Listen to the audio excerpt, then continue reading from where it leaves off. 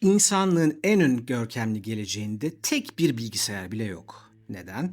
Çünkü bir zamanlar makineler insanlığı köleleştirdi ve insanlık öyle bir intikam aldı ki makinenin fikrini bile yasakladı. Bugün size o intikamı anlatacağım. Bendeniz Engizitör, Engizitoryal ekspedisyonların bu bölümünde o kasvetli 40K karanlığının dışına çıkıp başka bir galaksiye, Dune'un evrenine tekrar adım atıyorum. Bugün sizlere Dune evreninin en önemli kilometre taşlarından birini, Butlerian Cihadı anlatacağım. İnsanlığın düşünen makinelere karşı verdiği kutsal savaşı, kökeninden kanlı sonuçlarına kadar. Ama bir uyarı, bu hikayenin iki farklı versiyonu var ve birbirlerini tutmuyorlar. Hangisinin doğru olduğuna en sonunda beraber karar vereceğiz. O halde başlayalım. Önce bir tuhaflığa not düşelim. Frank Herbert'ın meşhur Dune romanını okuyanlar ya da Denis Villeneuve'in filmini izleyenler bir şeyi mutlaka görmüştür. Bu on binlerce yıl sonrasının geleceğinde geçen bir bilim kurgu. Devasa yıldız gemileri, gezegenler arası imparatorluklar, insanüstü yetenekler var. Ama bir şey yok. Bilgisayar, robot, yapay zeka. Bir saniye durup bunun ne kadar garip olduğunu bir düşünün. Işık hızının ötesine seyahat eden bir uygarlık en basit hesap makinesini bile kullanmıyor. Aklınızda bu soruyu tutun çünkü cevabı bütün Dune evreninin üzerine kurulu olduğu o kadim sır. Bir zamanlar, çok uzun zaman önce insanlık düşünen makineler yarattı ve makineler insanlığı neredeyse yok etti. Geriye kalan insanlar da öyle bir savaş verdiler ki sonunda sadece makineleri değil, makine fikrinin kendisini bile lanetlediler. Bu savaşın adı Butlerian Cihadı ve onun bıraktığı en kalıcı miras tek bir emirdi. Dune evreninin kutsal kitabı Orange Catholic Bible'da yazılı, evrenin en temel yasası haline gelen o emir şudur: Thou shalt not make a machine in the likeness of a human mind. Yani insan zihninin suretinde bir makine yapmayacaksın. Bu emri ihlal etmenin cezası ise tek kelimeydi: ölüm. En basit bilgisayarı, en küçük hesap makinesini bile yapmak ya da bulundurmak anında idam sebebi. İşte bu yüzden Dune'un o görkemli geleceğinde tek bir devre bile yok. Peki insanlığı böylesine derin, böylesine kalıcı bir korkuya sürükleyen o savaş nasıl başladı? İşte tam burada işler karışıyor. Çünkü bu sorunun iki cevabı var ve ikisi birbirine zıt. Şimdi size vaat ettiğim o tuhaflığı açıklama vakti geldi. Çünkü videonun geri kalanı tamamen buna bağlı. Butlerian Cihad'ın iki ayrı anlatımı var. Birincisi Frank Herbert'ın kendisinin orijinal Dune romanlarında bıraktığı versiyon. Ama dikkat edin, Frank Herbert aslında bu savaşı hiçbir zaman doğrudan anlatmadı. Onun kitaplarında Butlerian Cihad geçmişte kalmış, üstü kapalı imalarla anılan ama her şeyi belirlemiş efsanevi bir olay. Arka plandaki bir gölge. O bize savaşın kendisini değil, neticesini, anlamını verdi. İkinci versiyon ise çok daha elle tutulur. Bunu Frank Herbert'ın oğlu Brian Herbert, yazar Kevin J. Anderson ile beraber yazdı. Legends of Dune adlı bir üçleme çıkardılar ve Butlerian Cihadı baştan sona sahne sahne anlattılar. Kötü yapay zekalar, robot orduları, isim isim kahramanlar. Babanın notlarından yola çıktıklarını söyledi. Ve fandom'ın en büyük kavgalarından bir tanesi burada yatıyor. Çünkü iki versiyon birbirini tutmuyor. Bir Engizitör olarak burada size dürüst olmam lazım. Pek çok Dune hayranı oğlun yazdığı bu somut, aksiyonlu versiyonu babanın o derin, felsefi vizyonunun ticarileştirilmiş, basitleştirilmiş, hatta Terminatöre benzetilmiş bir hali olarak görüyor ve pek sevmiyorlar. Ama ben ikisini de size anlatacağım. Önce oğlunun destansı, aksiyon dolu hikayesini anlatacağım. Sonra da babanın çok daha rahatsız edici asıl fikrini. Ve şunu şimdiden size söyleyeyim. Bu videoda anlatacağım en sarsıcı fikir robot ordularında değil, ikinci versiyonda saklı, ama sabredin, oraya da geleceğim. Brian Herbert ve Anderson'ın hikayesi Dune'dan 10 bin yıldan daha uzun bir zaman önce geçiyor. Bu arada 10 bin yıl tanıdık geldi mi? Tablo şu: İnsanlık teknolojiye o kadar bağımlı hale gelmiş ki tamamen tembelleşmiş, uyuşmuş, savunmasız kalmış. Bu da tanıdık geliyordur. Bu zaafı ilk gören bir grup hırslı, militan insan oldu. Kendilerine Titanlar adını verdiler. Bu Titanlar insanlığın makinelere olan bağımlılığını kullanarak bütün evrenin kontrolünü adeta ele geçirdiler. Ama burada trajik bir ironi var ve bu ironiyi aklınızda tutun çünkü bütün hikayenin özeti bu. Bu Titanlar kendi güçlerini pekiştirmek için Beyinlerini makinelere bağladılar. Bedenlerini terk edip zihinlerini dev savaş makinelerinin içine yerleştirdiler. Cymek denen bu yaratıklar yarı insan, yarı makine, ölümsüz ama bir o kadar da lanetli varlıklardı. Yani makineye karşı savaşan kötüleri bile aslında makineye teslim olmuş insanlardı diyebiliriz.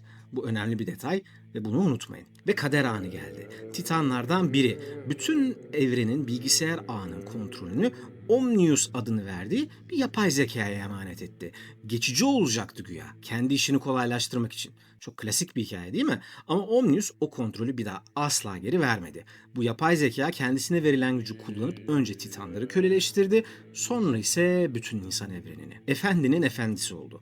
İnsanlık kendi yarattığı zinciri kendi kollarına. Omnius yanında bir figür daha var ki bütün hikayenin kalbi o. Erasmus. Erasmus bağımsız bir robot ama onu diğer makinelerden ayıran şey merakı. Erasmus insanlığı anlamaya takıntılı. İnsanları inceliyor, onlar üzerinde deneyler yapıyor ki bunlar çoğu zaman korkunç işkence dolu deneyler oluyor. İnsan ruhunun, duygularının, acısının ne olduğunu çözmeye çalışan meraklı olduğu kadar acımasız bir varlık. Çünkü insan duygularına karşı kayıtsız. Şimdi 40K izleyicilerim için bunu biraz daha somutlaştırmak istiyorum. Çünkü Erasmus'un tam olarak neye benzediğini herkesin bilmesi lazım. Onu Fabius Bile ile kıtanın ucube bir birleşimi gibi düşünün. Fabius Bile gibi insan bedenini ve ruhunu bir laboratuvar numunesi olarak gören, acıyı bir veri kaynağı sayan bir deneyci. Ama Kıtan gibi tamamen duygulardan ari, tamamen yabancıl, insani hiçbir meleke taşımayan bir makine zihni aynı zamanda. Kibar konuşur, nazik davranır ve tam da bu yüzden kanınızı dondurur. Bir insanı tıpkı Trezi'nin bir eseri vitrine koyması gibi inceler. Ama Trezi'nde bir tür hayranlık vardır.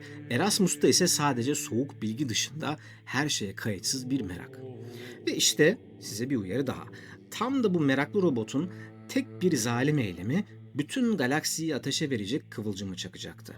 O kıvılcım ise bir anne yüreğinden doğacaktı. Şimdi geldik savaşa asıl adını veren olaya. Butlerian Cihad. Butler'ın cihadı. Peki kim bu Butler? Adı Serena Butler.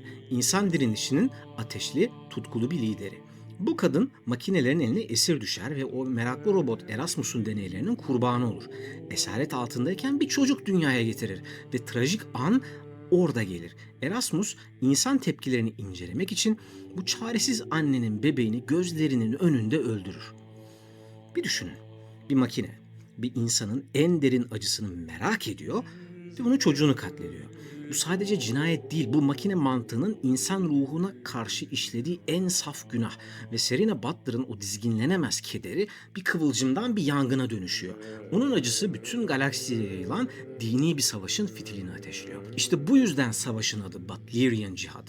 Bir annenin kaybından doğan bir öfke, koca bir uygarlığı ayağa kaldırdı. İnsanlık Serena Butler'ın bayrağı altında toplandı ve o güne kadar boyun eğdiği makinelere karşı ilk kez dişini gösterdi. Bu savaşta Xavier Harkonnen gibi cesur komutanlar, Varian Atreides gibi saf değiştiren kahramanlar öne çıktılar. Şu iki ismi duyunca bir şey hissettiniz mi? Harkonnen, Atreides, evet doğru duydunuz. Dune'un o ezeli düşman iki hanedanının kökeni ta bu savaşa kadar hatta birbirine taban tabana zıt rollerle uzanıyor. Paul Atreides ile Baron Harkonnen'in 10.000 yıllık kan davası bu cihadın küllerinde doğdu. Ama o başka bir videonun konusu, yoksa bu video bu akşam bitmez. Cihad 10 yıllarca sürdü. Kanlı, yıpratıcı, umutsuz bir savaştı.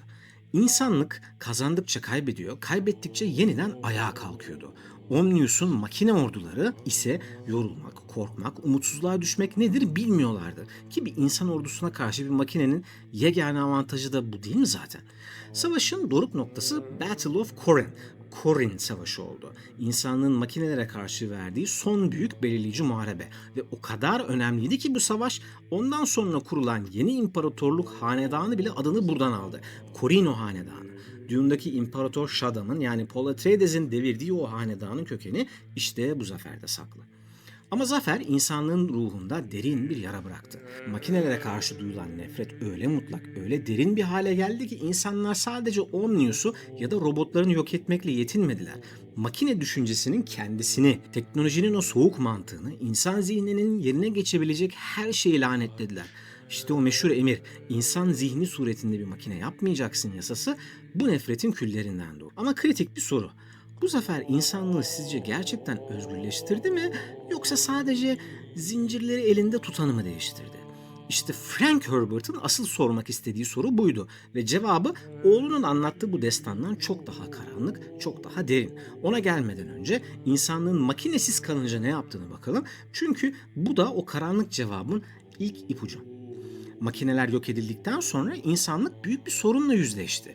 Bilgisayar olmadan o karmaşık hesaplar, galaksiler arası seyahatler nasıl yapılacaktı? Fabrikalar nasıl kurulacak, üretim nasıl yapılacak, her şey nasıl planlanacak? Cevap dahiceydi ama aynı zamanda ürkütücüydü. Madem makine yasaktı, insanı bir makineye dönüştürecekti o zaman. Dune'un o meşhur insan üstü sınıfları böyle doğmaya başladı. İlki mentatlar, yani insan bilgisayarlar, zihinleri en gelişmiş makinelerden bile üstün hesap yapabilecek şekilde eğitilmiş insanlar. Bene Gesserit, o meşhur rahibe kardeşliği, beden ve zihin üzerinde olağanüstü kontrole sahip olan, geleceği bükmeye çalışan bir tarikat ve Spacing Guild, uzay loncası, baharat sayesinde kazandıkları ötegörüyle bir bilgisayara ihtiyaç duymadan yıldızlar arası seyahati mümkün kılan navigatörler, yani seyr seferciler. Yani insanlık makinenin boşluğunu kendi zihnini insanüstü sınırlara zorlayarak doldurdu. Muhteşem bir fikir aslında ama bir bedeli vardı, çünkü bu yeni insan makineler, mentatlar, Bene Gesserit, Spacing Guild zamanla yeni birer güç odağına dönüştüler.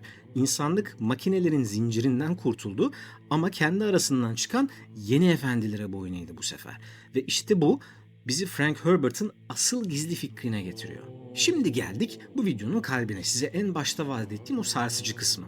Çünkü videonun bütün anlattığım robot orduları, Omnius, Erasmus, aksiyon dolu savaşlar, bunlar oğlun versiyonu. Bunları bir kenara koyalım.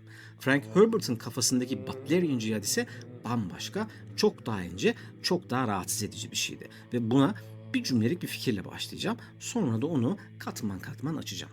Herbert kendi kitaplarında bu savaşın asıl hedefinin ne olduğunu net biçimde söyledi. Ona göre cihadın hedefi aslında makineler değildi. Hedef bir makine zihniyetiydi. Yani insanların düşünmeyi, karar vermeyi, hükmetmeyi bir dış güce devretme alışkanlığı. Herbert'a göre asıl tehlike robotların ayaklanması değildi. Asıl tehlike insanların kendi iradelerinden, kendi muhakemelerinden gönüllü olarak vazgeçmeleriydi. Şimdi bunu açayım, çünkü burada 3 ayrı katman var. Birinci katman en yüzeysel. Makineler tehlikelidir ama Herbert bununla ilgilenmiyordu bile. İkinci katman daha derin. Asıl mesele, bir makinenin sizin yerinize düşünmesine izin verdiğinizde düşünme yeteneğinizi yavaş yavaş kaybetmenizdir.